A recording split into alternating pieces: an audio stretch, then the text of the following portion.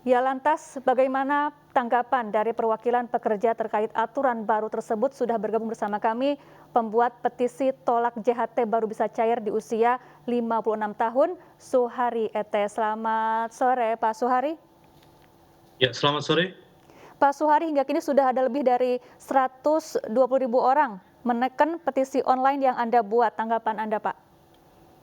Ya, per hari ini kalau saya lihat lebih dari 150.000 ya. Hmm. Memang petisi ini berawal dari keputusan Peraturan Menteri Ketenagakerjaan Nomor 2 Tahun 2022 ini yang mengubah peraturan sebelumnya di mana JHT yang sebelumnya peraturannya itu 1 bulan setelah di PHK atau mengundurkan diri atau habis kontrak, itu buruh bisa mengambil dana JHT tersebut. Tapi Hmm. dengan peraturan yang baru ini, baru usia 56 tahun bisa diambil. Tentu hal ini memberatkan kami sebagai buruh dan tentu saja kawan-kawan di buruh Hmm. semuanya menolak keputusan Peraturan Menteri Ketenagakerjaan ini. Hmm. Iya, Pak Suhari, pihak kementerian mengatakan bahwa aturan ini untuk mengembalikan JHT kepada hitohnya atau kepada fungsi awalnya itu sebagai jaminan di hari tua para pesertanya. Tanggapan Anda, Pak? Ya, memang betul pada awalnya JHT ini untuk usia 56 tahun ya, itu dengan catatan bahwa pekerja tersebut secara terus-menerus bekerja sampai usia 56 tahun.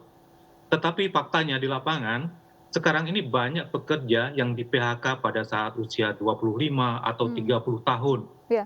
atau habis kontrak pada usia tersebut. Nah, pada saat usia-usia tersebut, mereka sudah kesulitan untuk mencari pekerjaan lagi, karena usia mereka itu susah untuk diterima di bursa kerja. Nah, dengan JHT inilah yang bisa dicairkan 1 bulan setelah dia di-PHK atau habis kontrak, itu akan menjadi modal awal bagi mereka untuk memulai usaha. Dan ini merupakan benteng terakhir bagi buruh untuk memanfaatkan dana yang telah ia simpan, kemudian untuk menjadikannya sebagai modal usaha. Hmm. Demikian, Mbak. Ya, tadi Bu Dita dari Kementerian Ketenagakerjaan juga menyebut para pekerja tidak perlu khawatir karena ada jaminan lainnya seperti JKP begitu. Bagaimana tanggapan Anda? Ya, JKP seperti kita ketahui itu merupakan salah satu turunan dari Undang-Undang Cipta Kerja. Nah, di mana JKP ini hanya untuk mereka yang di-PHK. Hmm. Sementara bagi pekerja yang habis kontrak atau mengundurkan diri, itu tidak berhak atas JKP. Nah, sementara kita tahu sendirilah berapa pekerja sekarang ini yang statusnya itu permanen kemudian dia menerima PHK. Hmm. Sementara yang habis kontrak atau karena alasan tertentu dipaksa untuk mengundurkan diri itu kasusnya lebih banyak saya kira dan Ya. itu tidak bisa memanfaatkan dari JKP tersebut.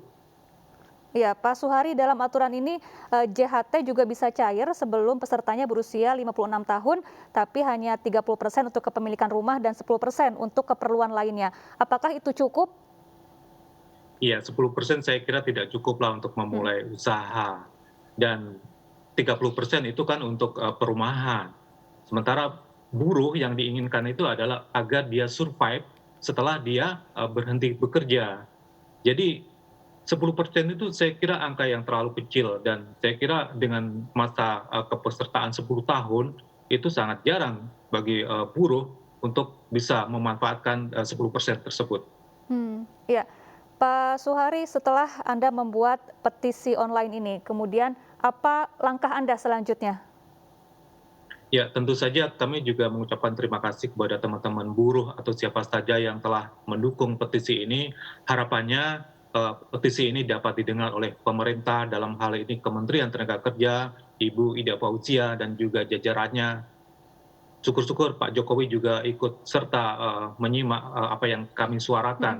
Sementara dari DPR kami dengar juga sudah mengungkapkan pendapat mereka dan tentu saja kami berharap pemerintah dapat lebih bijak dalam mengambil sebuah keputusan. Demikian, Mbak. Hmm. Iya, para buruh juga mengancam akan menggelar unjuk rasa besar-besaran di berbagai daerah. Apakah hal ini juga bisa berpeluang untuk membuka pintu negosiasi untuk kemudian aturan ini bisa direvisi? Ya, tentu saja banyak cara penolakan-penolakan yang dilakukan oleh para buruh.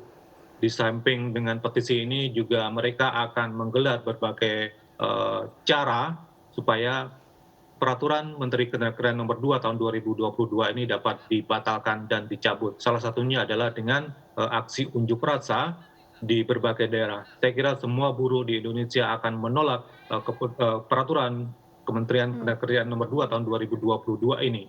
Dan mudah-mudahan pemerintah dapat lebih peka dan memperhatikan buruh. Setelah kemarin ada peraturan pemerintah tentang UMK, sekarang ada lagi peraturan terbaru tentang JHT, entah apalagi nanti ada peraturan-peraturan terbaru yang mungkin akan lebih memperburuk nasib buruh ke Ya, depannya. Demikian. baik.